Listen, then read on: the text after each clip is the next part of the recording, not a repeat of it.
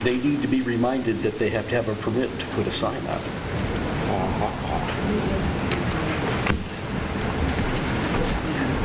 No, I thought they had one though. I don't know, but the other things will...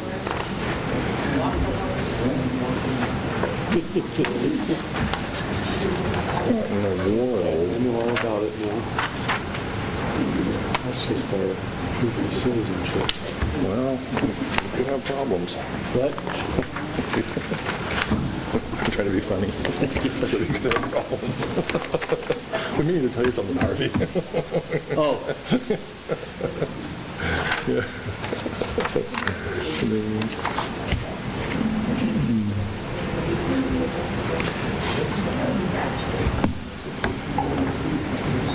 Got some other stuff I gotta read too. Okay.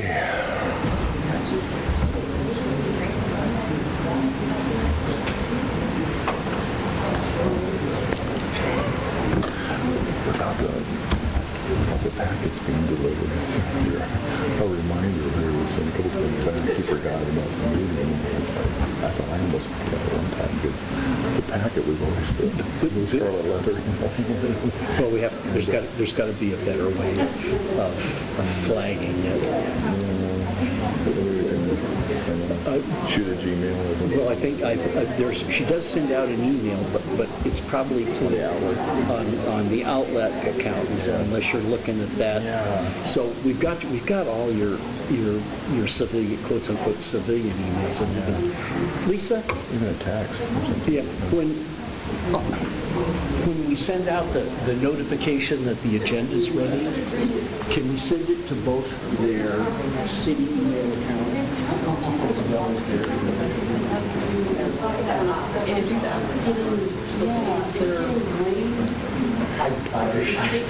Can we send a text? A notification of the meeting?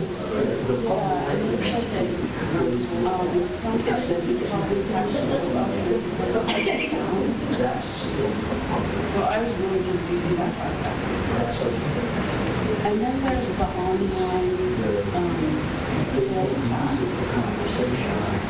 And, well, they don't understand that their personal email is subject to. Yeah.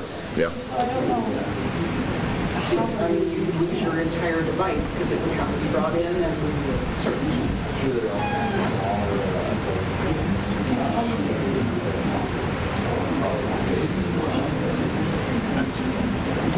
It's fine.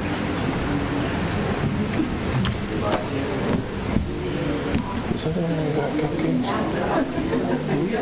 Is that the one we got cupcakes? Did you eat it while Let's go on. Like off the hold of it. Well, good evening. It's 7 p.m. Tuesday, July 11th, 2017. I'd like to call the July 11th session of the College Place City Council to order. Mr. Peterson, would you please say our prayer and pledge of allegiance? Dear Heavenly Father, thank you so much for the opportunity that we have to live in this valley and enjoy it. Lord, we ask that you watch over this meeting and the decisions and you guide the process. Dear Lord, we also realize that the harvest is beginning in the valley in earnest. We ask for your guidance and your watch over the workers as they bring in the wheat and the other products. In Jesus' name, amen. I pledge allegiance to the flag of the United States of America and to the republic for which it stands, one nation, under God, indivisible, with liberty and justice for all.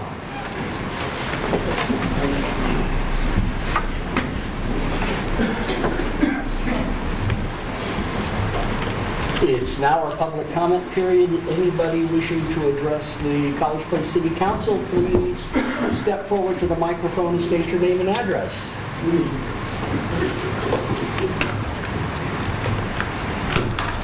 Good evening, ladies and gentlemen. My name is Jeffrey Barchuk. I live at 234 Northwest Evans. I got to commend you on your wanting to clean the city, some of the yards the way they look. I got a couple of questions about going across the street. Sir, this isn't an interactive period. I understand that. Yeah. So it's a mess, and I know they've been writing tickets to you. They started cleaning it up, and they only did half. And I would like to know if when they send her a fine, does she pay the fine? And how do we know? And if they don't pay, do they throw them in jail, or what do they do with them? Those are my two questions. I'd like some answers on that. Well, again, sir, this is not a question and answer period. For Yeah, the that's city fine. council. That's something- And if you talk with our city administrator, Mr. Rizzutello, at any time, he can fill you in on what the status of. I've talked to him once about this. Yeah. I just want to make sure that just because she's our state senator, she'll swoop in the car. Oh, trust me, it is. Anyone else wishing to address the College Place City Council, please step forward and state your name and address. Karen Pedersen, 224 Northwest Evans. I'm across from Maureen's property. And I know a few of you, and you did a great job about 2 years ago. And about every 2 years, we have to come in here and follow up. We've asked if the tickets are being dealt with, if a nuisance order was filed against her. We haven't been able to get answers. You don't have to answer me now, but I will be talking to him. The weeds are piling up, the trash, when it's windy, it blows in our yards. All I do is poison my yard, my lawn, my pool area. And I know those weeds are like he cut some, he chooses what he wants to do. He cut some, left some.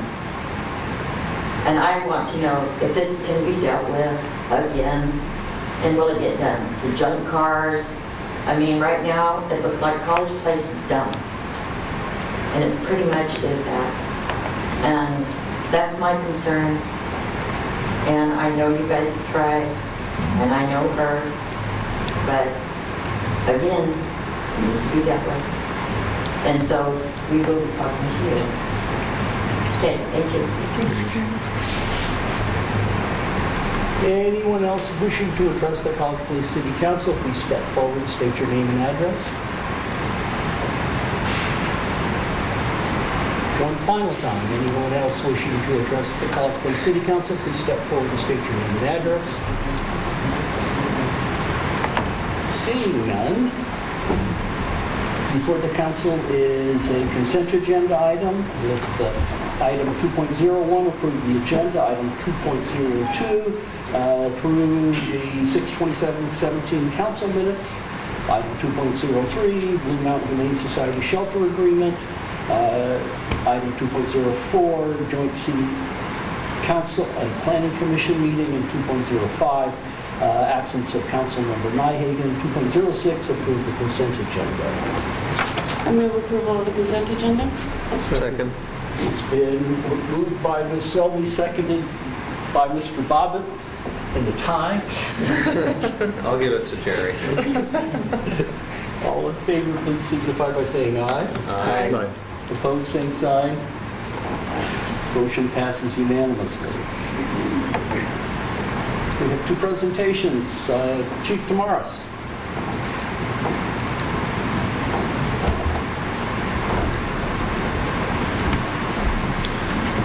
Mr. Mayor, council members, I'm really excited tonight to introduce to you two new officers to the College Place Police Department. This is one of those nights where it's really fun to be chief. I get to swear these gentlemen in, and these are men of character. It's good for our city. So I think we have one that's still missing in action, so I think what we'll do is we'll start with Officer Duty. Come on up. And what we're going to do is we're going to swear them in, and then we'll have their family come up and do that.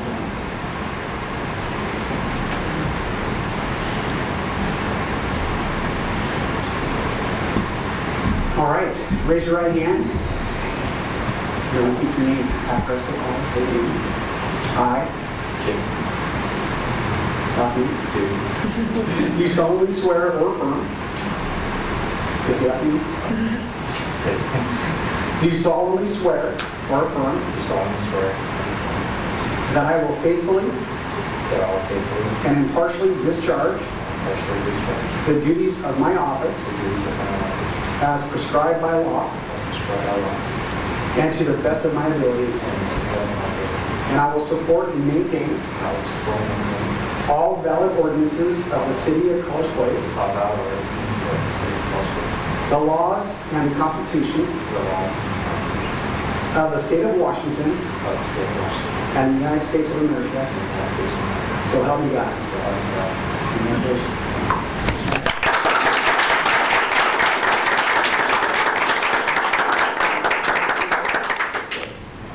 Bring her up here.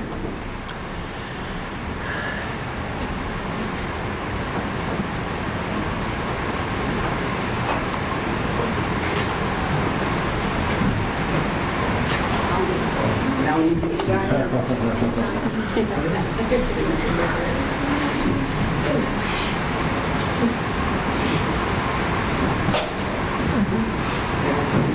What's his name? Jimmy Doobie. Shake his hand. Oh, here's our second one. That's the other guy.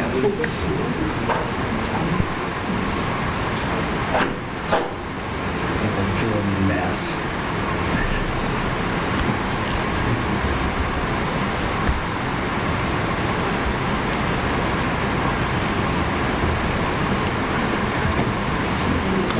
It's very nice. It's very nice.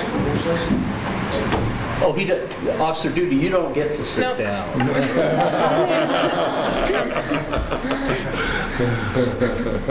Next victim. I'll support it.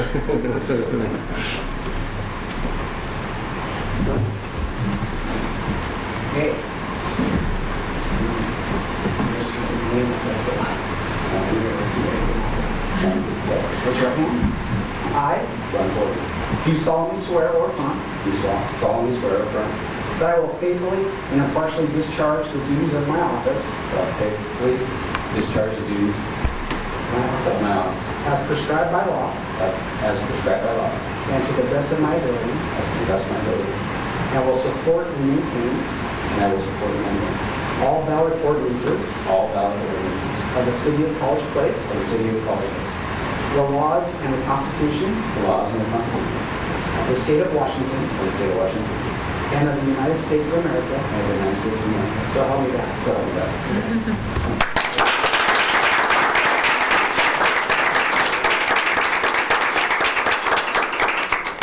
Bring what?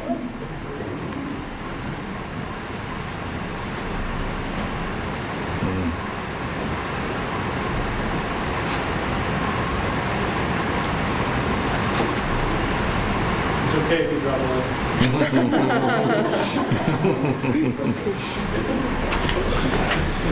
Or we'd like to just You gotta go the whole way across.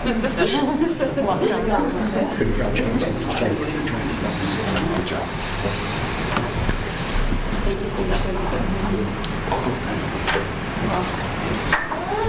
Congratulations and thank you for doing this. Good job. Thanks, sir. Yes, sir. So could we all stand and give them a round of applause?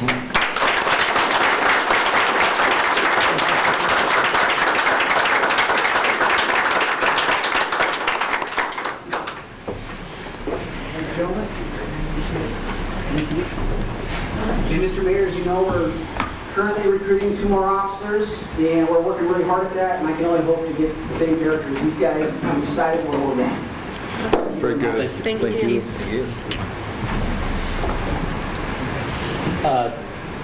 Chief, you don't get to sit down.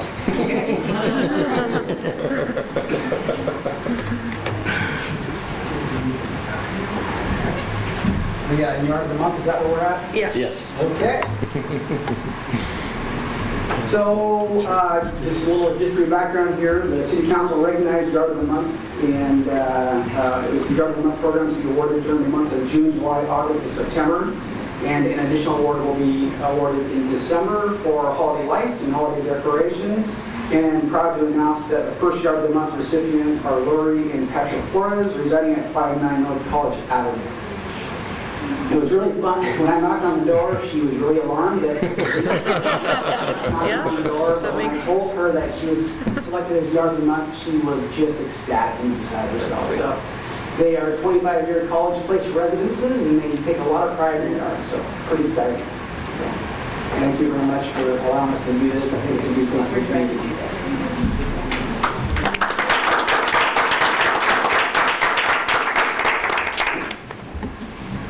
Thank you, Chief.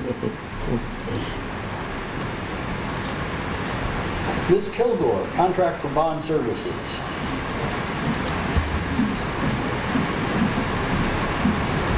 Okay, we are to the point of, we have our RFQ out for revenue bonds for our water system. And we have been utilizing, minimally, but utilizing the services of Jeff Nave to help with that. He has been our bond counsel for the last 2 issuances that we did. And we have worked with him historically, and it's been a great working relationship. No one wanted to hear the bond presentation. So I have before you a contract so that we can formalize our arrangement with him for this issuance, so he can handle all of the legalities of the bonding. And his fee for that is $12,500, and that's his fee varies according to the dollar amount of the bonds. So this fee is higher than the one we did last time, which was only a $500,000 bond. This is $2 million, so his fee is a little higher. So I would just ask that you would consider approving the contract tonight. Questions for Ms. Kilgore?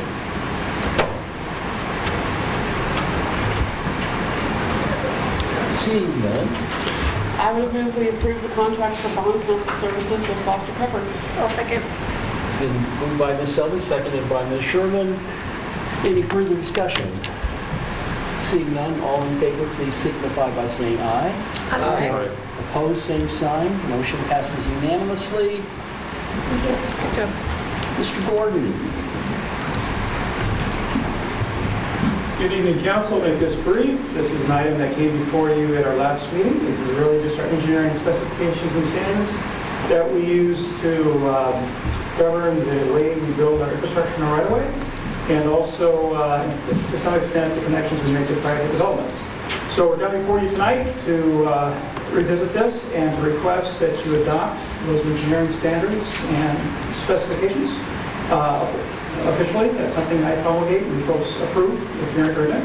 We had one comment, but really no change during the review process. So we'll just come before you tonight and ask if you would go ahead and adopt those engineering specifications and standards officially as the city's standards. Questions? Mr. Peters? No question. Aye. Questions for Mr. Gordon? I'm just looking for what specifically the motion needs to cover. Which I'm To adopt resolution Up number there. 17-023. Update the city of College Place specifications and motion standards. Mr. Peters? I would just make a motion to adopt resolution 17023 to update the city of College Place specifications and standards. second. Moved by Mr. Peterson, seconded by Ms. Selby. Oh, well, Michael totally won. He told again. You're fired, Harvey. Oh, I'm not going to get that lucky. Yeah, you're right. We don't have a filled position. You're rehired, same pay, more responsibility. Slow motion video. It's been moved by Mr. Peterson, seconded by Mr. Cleveland. Any further discussion? Seeing none, all in favor, please signify by saying aye. Aye. Opposed, same sign. Motion passes unanimously. Agenda Bill 5.03, AB 17-158, Christensen Procurement Annexation. So this is the first meeting in the annexation process. We received application from Craig Christensen and Mike McKiernan. They're They are the property owners. Mike McKiernan owns these, basically this rectangle here. He has the commercial, multifamily, and then residential land uses and zoning, and then this, Craig Christensen owns this other piece. So in total, it's 199 odd acres. A significant annexation to the city of College Place. They don't have any details on what they want to do with the land, but for obvious reasons, it's going to be developed, and we don't know yet exactly, but we have an idea that there'll be residential, commercial, and multifamily phased in throughout the development. So,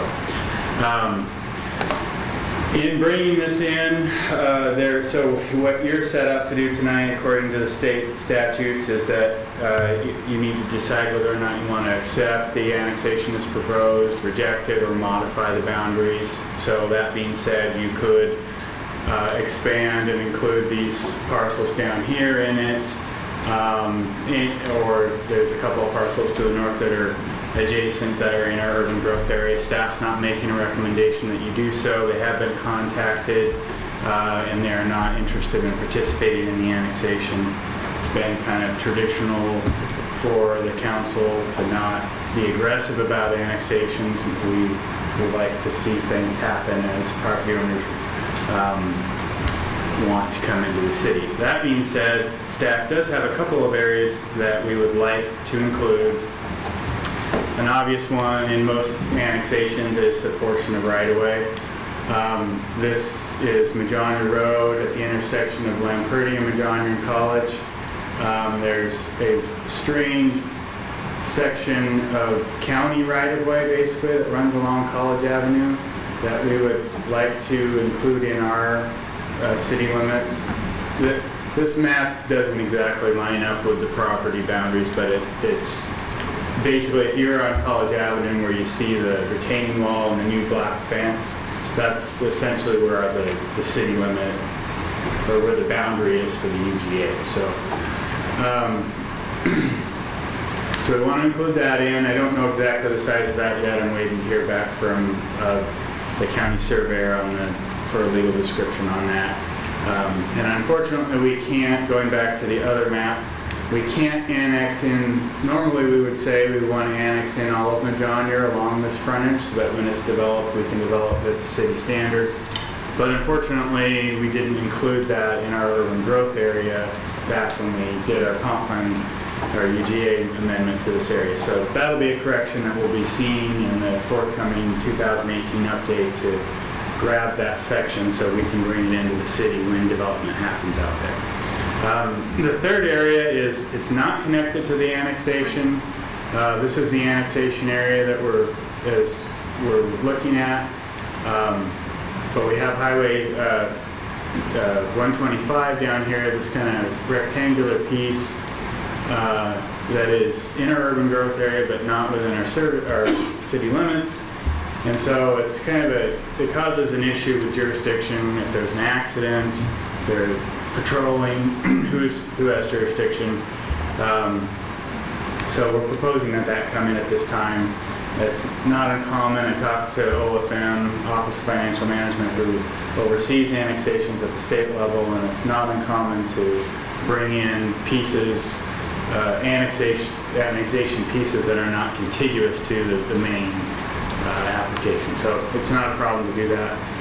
Going forward, as we look at our UGA, something we'll want to be thinking about is, well, we may be looking at this area as a UGA expansion anyhow, and this is kind of off topic, but we have a conflict overlap in the middle of this intersection between county and city, and unfortunately I can't remedy that now because we don't have a UGA down in this area, but when there's an accident down there, it's a real cluster for the police and state patrol to figure out who has jurisdiction. So anyhow, one thing we'd like to clean up, but for now, we're going to take a piece of shot at the area that we can. So my recommendation is to modify the annexation to those two areas, the base that consists of the right-of-way, and then require the simultaneous adoption of zoning regulations, and the proposed zoning would be along this front piece here, we'll have commercial.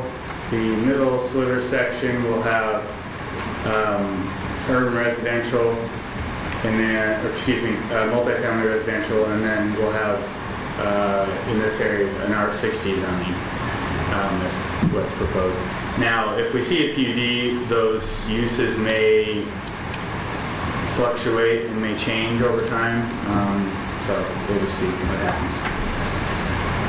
And then the third thing is whether or not the city will require the assumption of all or any portion of existing city indebtedness by the area to be annexed. So obviously we have a lot of debt that any new properties would then be required to assume in terms of for taxation. So, and then also the fourth thing is I'd like you to request to set a public hearing date of August 8th, 2017 for the actual hearing of this annexation. Any questions? Questions for Mr. Ricard? Let's start with Ms. Sherman and then Ms. Selby.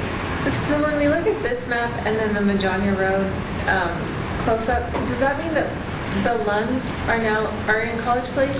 The Lunds are... But the street is not? Yeah, the Lunds are in, so it's kind of hard to see here, but this dotted line is our city limit line, and then the solid is our UGA line.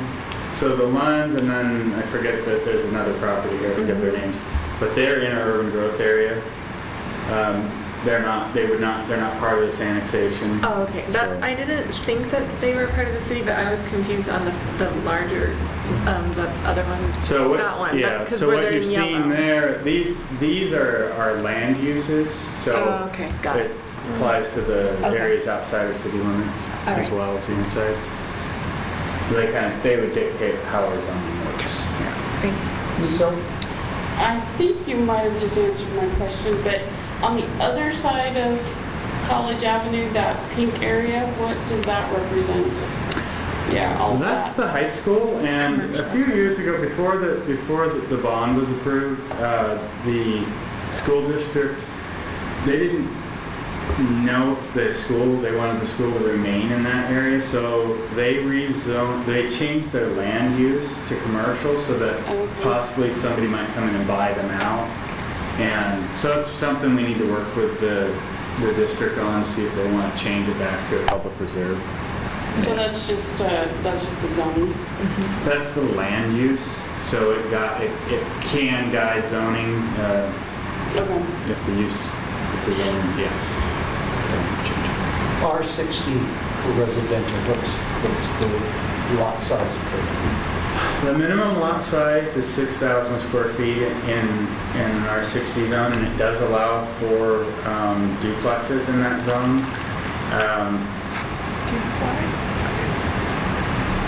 I don't have any idea what they're looking at for lot sizes, if they want to go larger than that. That's the smallest lot size we allow outside of a PUD. PUDs, obviously, that got in homestead development, meaning they have smaller lot sizes, but they make up for that with the open space that's available. So. The other option is to go higher to the R75. I would encourage to go with the R60 in that as we don't have a lot of land, and if we don't utilize it in the best way possible, and it could hamper our further expansion of UGAs from the hearings board standpoint at the state level. When they look at how we've used our existing properties, if we're not using them efficiently, then that's not a good thing for us. So. I'll make a motion to modify the annexation to include the right-of-way along Majanya Road and College Avenue in the right-of-way of SR-125. Require the simultaneous adoption of zoning regulations. Require the assumption of all or any portion of existing city indebtedness by the area to be annexed and set a public hearing date of August 8th, 2017. Second. It's been moved by Mr. Cleveland and Ms. Who seconded it? Ms. Sherman. Any further discussion? This is more of a comment, but I would comment that I do think the smaller lot size for zoning is a good idea in terms of affordability. I think in College Place, we do want to make sure that we have affordable housing as part of an economic development. Any other comments? Seeing none, all in favor, please signify by saying aye. Aye. Opposed, same sign. Motion passes unanimously. Mr. Rizzatello.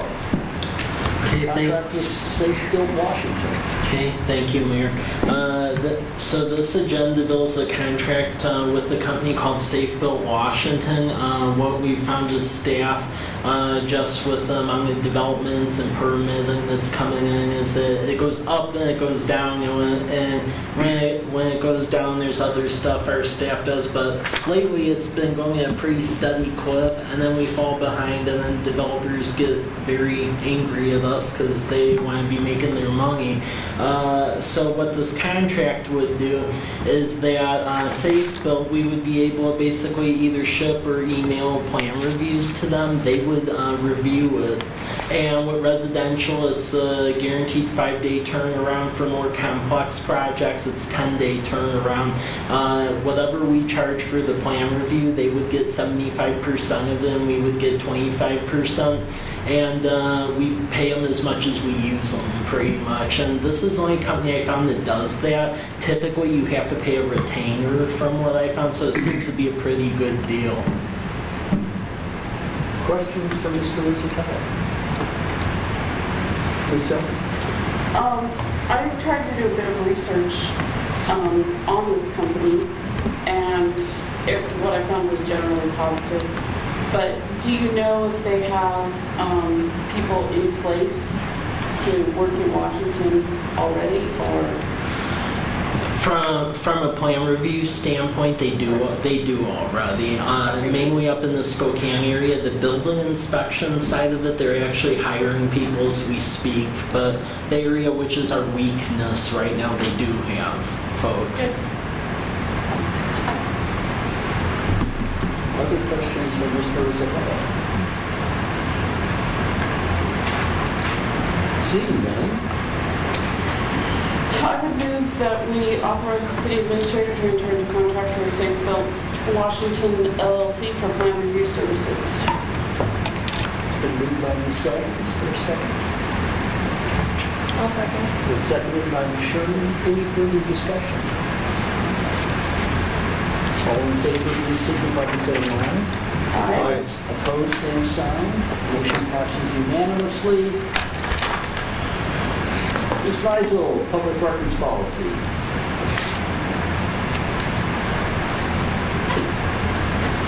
So the legislature during this last session passed a couple of laws that affect the public records considerably as far as the way we're handling it. And so what this policy that I'm presenting tonight, basically it structures our policy so that it complies with the new laws, and it also allows us to charge the fees that they are now allowing. So what we need to do is set the policy, and then we will also need an adjustment on our public, our administrative fees resolution. And so if you have any questions regarding the changes or the differences, and then at the next meeting, we would hold a public hearing. They do require us to have a public hearing on the fees resolution. Could you go over the major changes? The major changes are, there's some tracking changes that are required We don't quite fall into some of those yet. We don't get as many public records as some agencies do. But there's statements of costs that have to be published. One of the big changes is that staff time to upload and send electronic files and the electronic files themselves are actually, we're able to charge for those now. So hopefully we can recover some. We still can't charge for the research, which is the largest time consumption portion of it, but we do have the ability to recoup some of our costs, which hopefully will then, we'll only get people that are really looking for the records rather than people who are just trying to cause us hassles. So it gives us a little bit more ability to hopefully recover some of the expense related to it. The rest of it, really the main portion of it is the fees changes.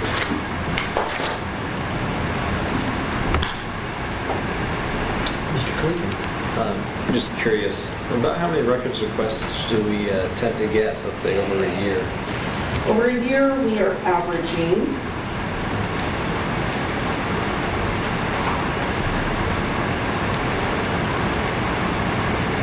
around 110 or so a year, which is not a lot compared to a lot of agencies. Most of those are police report records and things of that nature.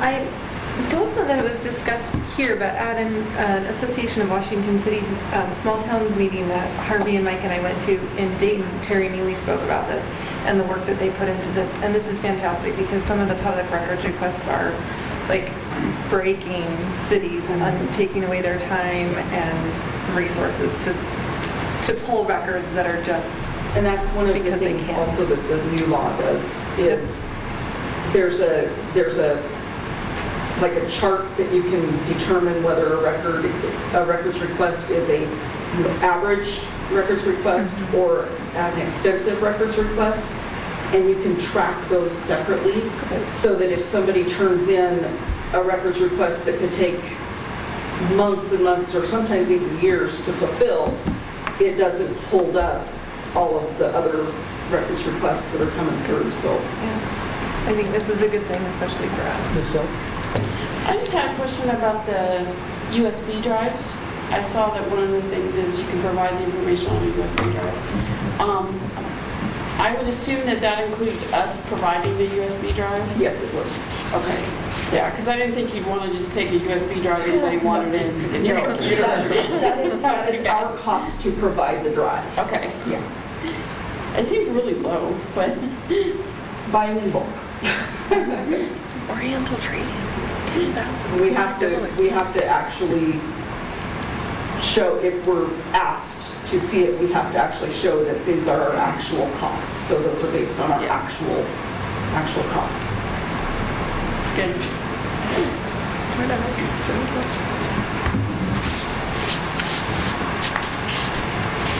Great. Other questions for Ms. Nelson? Thank you. Thank you. We'll be here. Ms. Doran, Personnel Manual.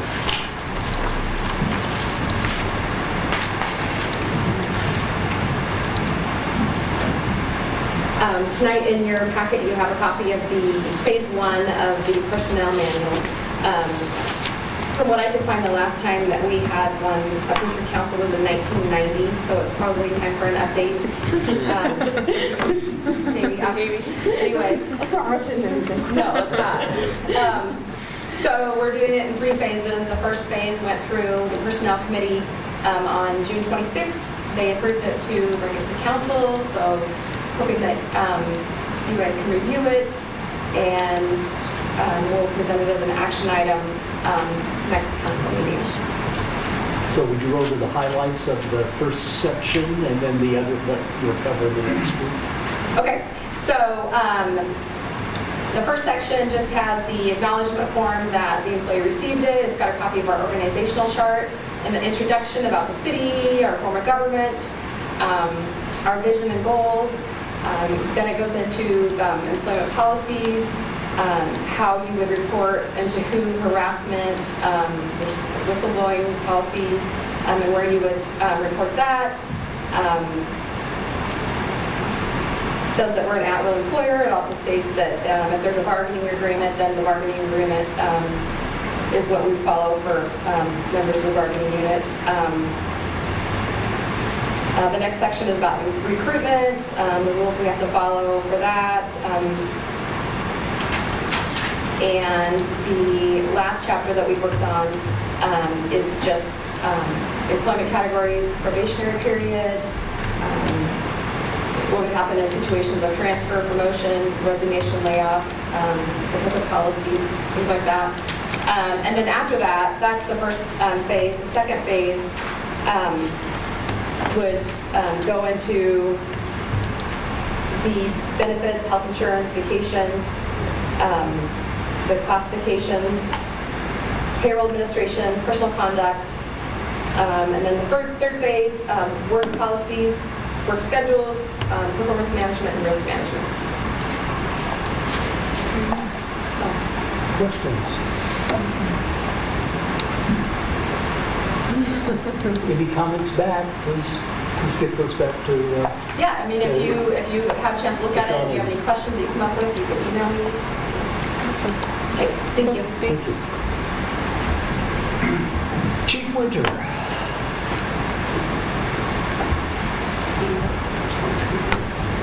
This one's newer, it's from 1997. Good evening.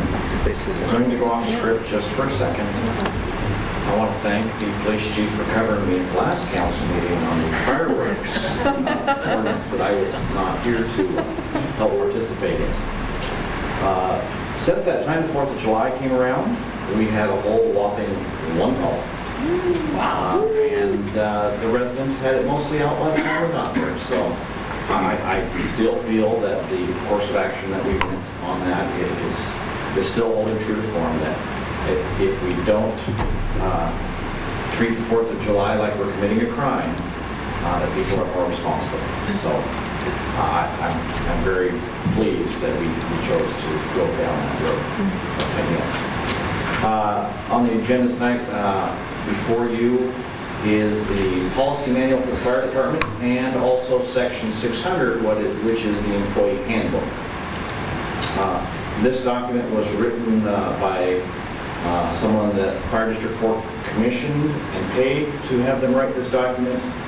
They then were gracious enough to lend it to us to find, replace, tweak, put our own little spin on it so that we share most of that information without having to recreate the wheel.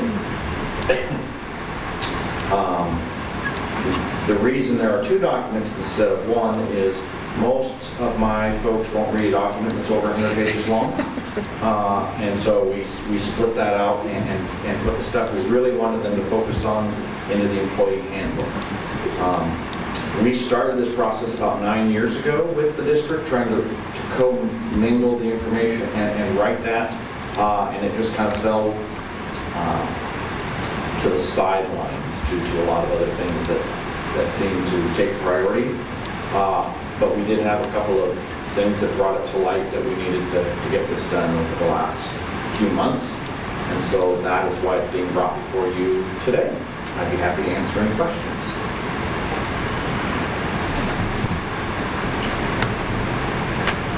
Thank you very much for your time. Thank you.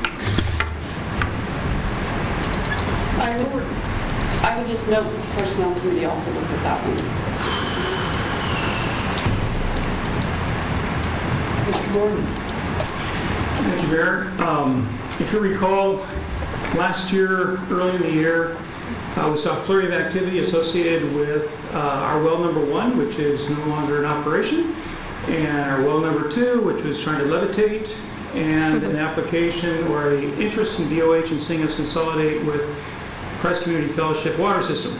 and here tonight to kind of provide you an update on that. We're moving forward with that. If you recall earlier last year, we actually went through 3 relatively significant efforts. One was to update our water system plan. 2 was to sign an agreement with Christ Community Fellowship, and the 3rd was the actual loan application with Department of Health. Just in review, if you recall, we have well number 1 here, which is no longer in service. We were able to get the pump back down. The casing is bent, if you will. And the idea is to place that well down here on the CCF property and to provide a loop water main between College Avenue and Tomarson Road. That's the main project. What we're doing now is we're going out for bids for the design of that effort, and that those bids will be due this Thursday. We'll be taking a look at those and making decisions shortly on who to recommend to you for that contract. In addition to well number 1, we went ahead and decided to include the design of well number 2. This is the well that's trying to levitate, pay off the wellhead. We figured it made sense, as long as we're trying to address the critical infrastructure in the city, to go ahead and address it all at once, get the design done. So that is also a part of that request for proposals. When we come to you, we'll make a final decision what the scope of that design effort will be. Currently, we're looking at funding through a $3 million Drinking Water State Revolving Fund loan for the first phase of this project here. The total project is estimated to cost another $1.2 million in addition to that. Because there was a funding cap of $3 million last year and what they could allow, we're going to have to go out for a second Drinking Water State Revolving Fund loan. The beauty of these loans is because they're a consolidation project, they're 50%, the 50% of the principal is forgiven, okay? Very low interest rate, I think we had 1% over a 20-year term. Very favorable terms for us.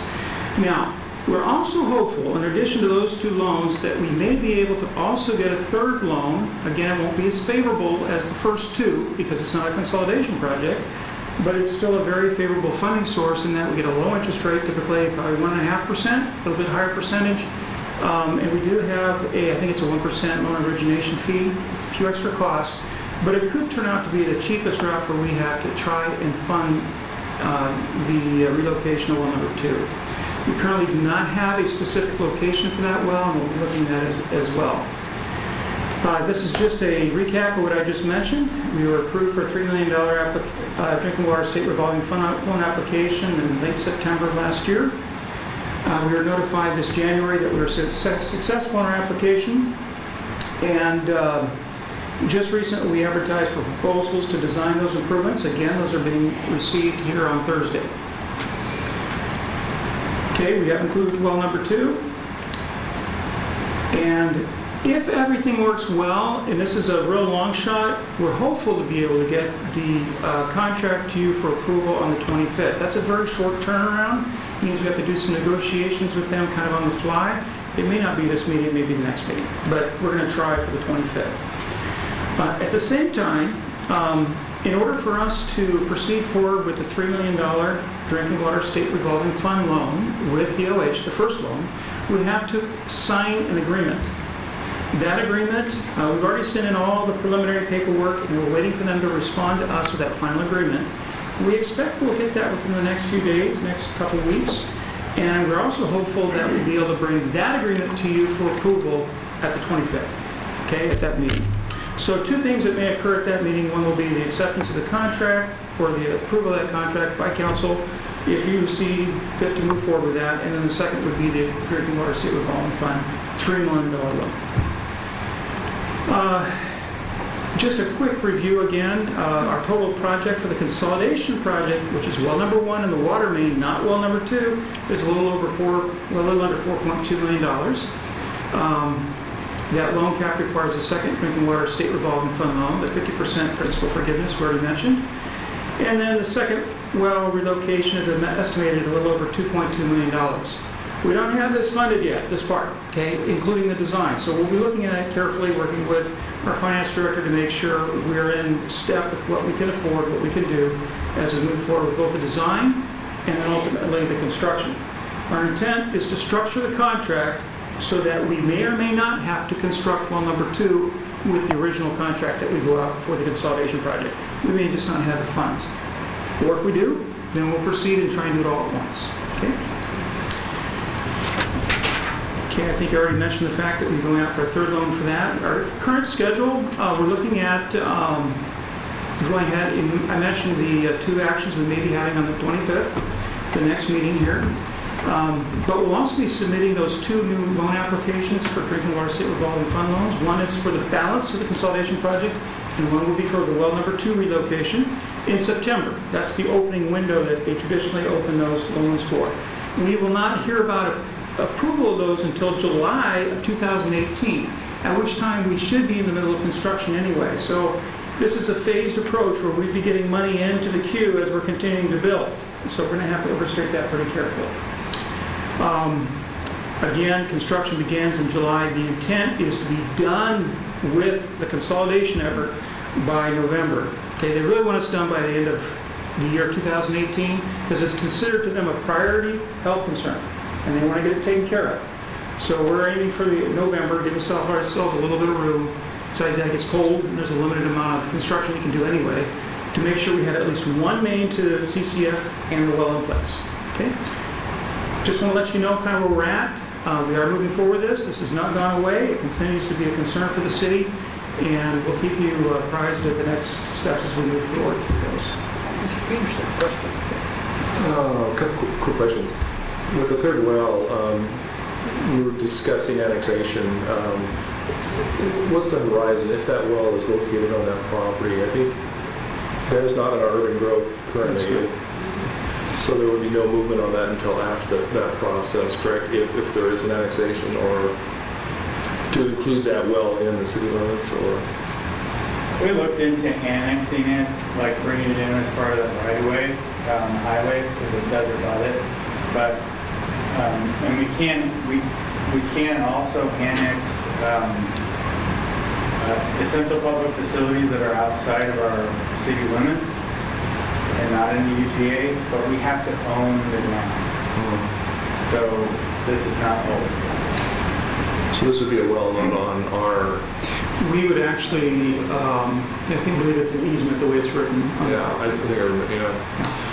Second question, and I think I already know the answer to this, but what's the bore on a normal well? Is the diameter just approximately, give or take? Our current ones, I'm going from memory here, I think there were 12-inch. 12. And we're moving out to 14. Well, and I could be wrong on this, but what we did is we actually expanded the bore width by a couple inches to give us a little bit room for, in the future, if we saw some geological activity, so that we can accommodate that. Right, whereas right now, it moves a little bit and we can't get the well out.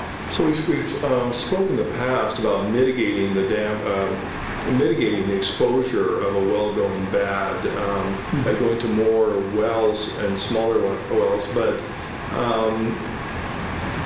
drilling a smaller bore is probably not a lot less expensive than a large bore. Is that correct? Is that a correct I'm not statement? an expert on that, but I think in terms of the total scope, once you get your equipment out there and begin drilling, I don't think it's substantially more expensive. I think I'd have to look at it. Yeah. I suspect it. I don't know for sure. Because we had talked about wanting to our risk to spread that out over more well points, but obviously we can't do a 14-inch every. Our intent is actually to try and preserve. We do have in the cost of this project decommissioning the existing 2 wells. Now the one well is bent, shaft is bent, but it's possible we may be able to salvage that and use a smaller pump. Yes, exactly, and possibly both of them. But that depends a little bit on how we negotiate that with ecology in terms of leaving open wellheads and possibly still using those. So we're intended to do that. Generally speaking, it's a lot less expensive to do with go ahead and get the larger well now and make sure that we have adequate areas for that. Just curious, thank you. Other questions for Mr. Miller? Thank you very much. Mr. Ricard, not you to do that.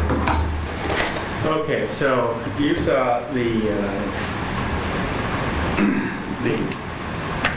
employee manual is old. This section of our zoning code goes back to its adoption date of 1984, so it's really, really old. But that's not why we're updating. Why we're updating it is because when we went to the hearing examiner system, we failed to update Title 17 that would reflect the hearing examiner's authorities in approving the PUDs. So it's a minor update in that sense, but there are some clarifications. Mainly, if you look through it, we did remove a lot of stuff, primarily because a lot of it's dealt with in Title 19, which tells us how to process applications, and again tells us who the responsible authority is, whether it's city council or administrative or the hearing examiner. So there was a lot of cleanup in that area. And then we did add in some lists of procedural stuff, or in terms of trying to establish how to address the creation of a PUD that's superior in design and the density bonus that goes along with that. We had a density bonus under the existing code. We still have it, but it was complicated in determining what that density was. So we went through a flat 25% density bonus if you can prove that your design is superior. And there's a list of 7 of them, and I just listed 3 of them here. But so increased open space, superior landscaping, so additional buffering, those sort of things, or superior architecture like LEED type of construction or Build Greens certification. So things of that nature with that density bonus. Some other areas, basically what it really came down to was clarification on processing, because the original PUD had some confusing language. That you had a conceptual PUD, you had a preliminary PUD, and a final PUD, and applicants were often confusing that terminology with the platting process, because a lot of times you see a PUD that happens in a residential zone. So it's clarifications in those areas. And I do apologize that the red line that I provided you was actually a red line of back and forth between myself and the consultant. So you'll probably see some things in there that were crossed out that were in the original code that stayed in as a result of me and the consultant going back and forth. So when we go to hearing on the 25th of July, I will get you a cleaned up red line that just shows what's been taken out of the original line, not the back and forth lingo that was going on. So, but I'm excited about this because I think it's gonna smooth the process for PUDs. When you looked at the original one, it was always a head scratcher of what are we doing here? How are we implementing this and processing it? So, any questions?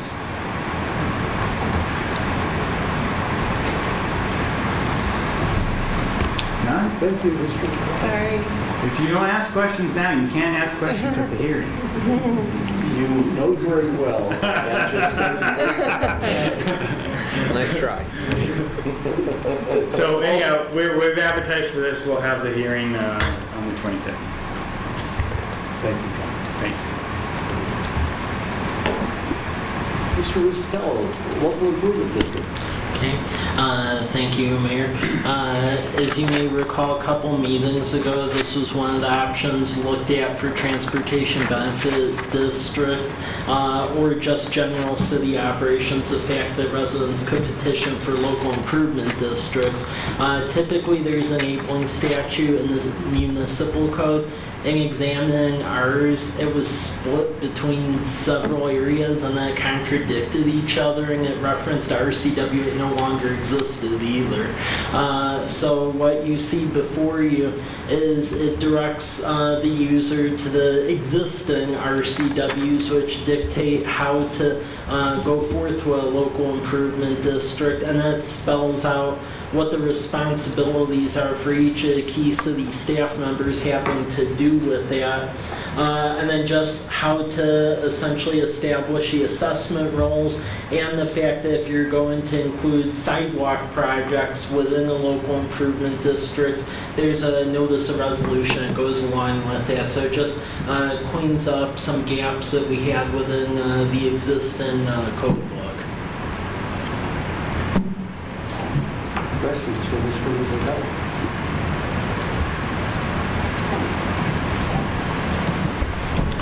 So Mike, how did you find this gap? Just reviewing? I was just looking through the code book, type in local improvement district or LID, and then it showed up in multiple areas. Okay. And I was reading it and it just didn't jive the two sections. Well, thank you. I will echo his thank you for cleaning up our code books and making them a little bit more useful. And finally, youth advisory. Okay, thank you, Mayor. This code would essentially create a youth advisory commission. So at the Association of Washington Cities conference, which Councilmember Selby and I went to, they had multiple sessions on this as far as getting the youth engaged in local government. And one of the suggestions was to have a youth advisory commission, especially with educational institutions in the city. It'd be very valuable. So what's before you in the code is that it would basically be a 6-member body, 2 seats to students at the high school, College Place High School, 2 from Walla Valley Academy, and then 2 from the university.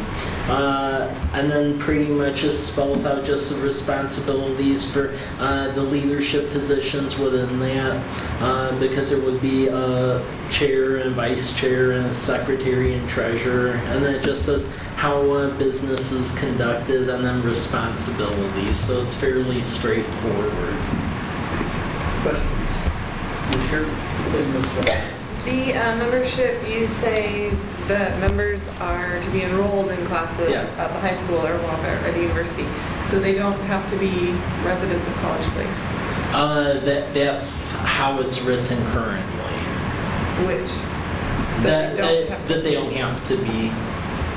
Would we want that, though? I mean, the reason it was included as such is that if they are students at the educational institutions here, they are in College Place quite a bit. Sure. It can go either way.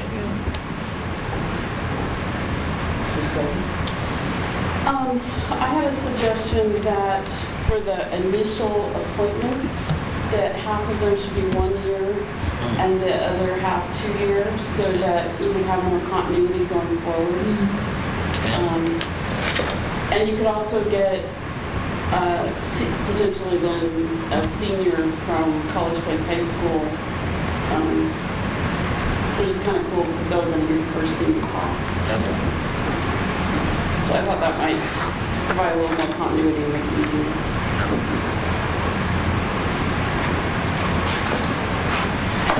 Other comments? Any other business that the board wants to bring forward?